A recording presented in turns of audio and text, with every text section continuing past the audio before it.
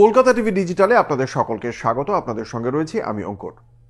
বিহার বিধানসভা নির্বাচন সামনের মাসে 6 তারিখে প্রথম দফার নির্বাচন। এখন আজকে প্রথম দফার নির্বাচনের জন্য যে মনোনয়ন পর্ব, সেই মনোনয়ন পর্বের আজকে হচ্ছে গিয়ে তার শেষ দিন ছিল।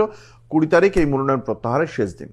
এই শাসক যে জোট, এনডিএ জোটে 101 করে বিজেপি এবং জনতা দল ইউনাইটেড তারা প্রার্থী দিয়েছে। কিন্তু প্রশ্ন উঠে যাচ্ছে, এই শাসক জোটে থাকা জেডিইউ নেতা নীতিশ কুমার কি পরবর্তী মুখ্যমন্ত্রী হবেন যদি তারা নির্বাচনে জেতেন?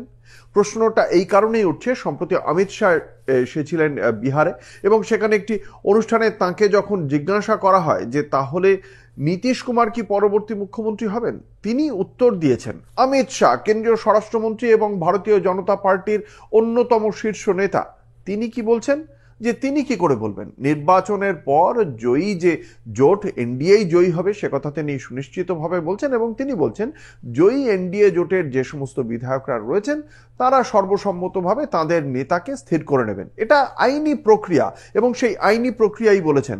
তিনি একথাও বলেছেন যে নীতিশ কুমার কে নেতৃত্বেই এনডিএ জোট লড়ছে, কিন্তু একথা একবারও বলেননি যে নীতিশ কুমারই মুখ্যমন্ত্রী হবেন।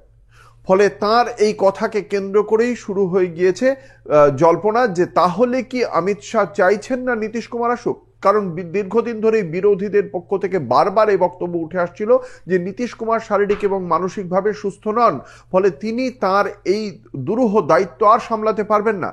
সেই কারণেই নীতিশ কুমারকে কি তাহলে কাঁচি করে দিচ্ছে ভারতীয় জনতা পার্টি, প্রধান জোট শরিক? তার কারণ এই প্রশ্ন আরো একবার উঠছে। এনডিএ জোটের অন্যতম নেতা জিতন রাম মাঞ্ঝি তিনি বলছেন যে অমিত শাহ কোন সাধারণ কার্যকর্তা নন বিজেপির, তিনি বিজেপির অন্যতম শীর্ষ নেতা, ফলে তার কথাকে আনুষ্ঠানিক ভাবেই গ্রহণ করতে হবে, অফিসিয়াল বলে ধরতে হবে। অর্থাৎ বিজেপি নিশ্চয়ই এই নীতিশ কুমার যাকে নিয়ে এত কথা উঠছে তাকে চাইছে না। এবং খুব স্বাভাবিকভাবেই এই জল্পনা উঠে আসছে মহারাষ্ট্র বিধানসভা নির্বাচনে কি দেখতে পাওয়া গিয়েছিল। একনাথ শিন্ডেকে সামনে রেখে বিধানসভা নির্বাচন লড়েছিল ভারতীয় জনতা পার্টি সহ বাকি শরিকরা, কিন্তু বিধানসভা নির্বাচনের পরে সেই একনাথ শিন্ডে নন, দেবেন্দ্র ফাডনবিস অর্থাৎ বিজেপির যিনি বিধায়ক দেবেন্দ্র ফাডনবিস হলেন মহারাষ্ট্রের মুখ্যমন্ত্রী। একনাথ শিন্ডেকে ছেঁটে ফেলেছিল ভারতীয় জনতা পার্টি। তাহলে কি সেই একই ঘটনা ঘটতে পারে বিহারে? ফলে সেক্ষেত্রে নীতিশ কুমার আদৌ বিহারের মুখ্যমন্ত্রী হবে কিনা তা নিয়ে কিন্তু প্রশ্নচিহ্ন থেকেই যাচ্ছে। এই সংক্রান্ত আপডেট আপনাদের দিতে থাকবো। দেখতে থাকুন কলকাতা টিভি ও কলকাতা টিভি ডিজিটাল, রাত দিন 7 দিন।